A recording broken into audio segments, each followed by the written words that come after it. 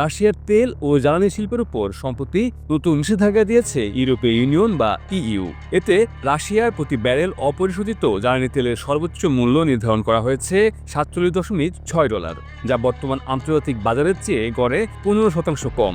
2022 সালে ইউক্রেনে হামলা চালানো শুরুর পর থেকে রাশিয়ার উপর এটা নিয়ে 18তম নিষেধাজ্ঞা প্যাকেজ ঘোষণা করল ইইউ। এর মধ্য দিয়ে রাশিয়ার তেল ও জ্বালানি শিল্প বড় ধরনের ক্ষতির মুখে পড়বে বলে আশা করছে ইউরোপীয় দেশগুলোর ব্লকটি। ইউরোপীয় পররাষ্ট্রনীতি প্রধান কাজা কালাস সামাজিক যোগাযোগ মাধ্যম এক্সে লিখেছেন, ইইউ রাশিয়ার বিরুদ্ধে এ যাবৎকালের সবচেয়ে শক্তিশালী নিষেধাজ্ঞার প্যাকেজ অনুমোদন করেছে।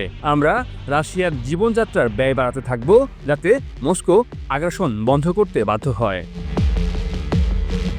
এর প্রতিক্রিয়ায় সাবেক রুশ প্রেসিডেন্ট এবং বর্তমানে রাশিয়ার সর্বোচ্চ নিরাপত্তা সংস্থা রাশিয়ান সিকিউরিটি কাউন্সিলের ডেপুটি চেয়ারম্যান দিমিত্রি মেদভেদেভ জানিয়েছেন, রাশিয়া এসব নিষেধাজ্ঞায় বিচলিত নয় এবং ইউক্রেনে রুশ বাহিনীর অভিযান চলবে। সামাজিক যোগাযোগ মাধ্যম টেলিগ্রামে পোস্ট করা এক বার্তায় মেদভেদেভ বলেন, আমাদের অর্থনীতি অবশ্যই টিকে থাকবে এবং ইউক্রেনীয় সেনাবাহিনীকে ছত্রভঙ্গ ও পরাজিত করার কাজও অব্যাহত থাকবে।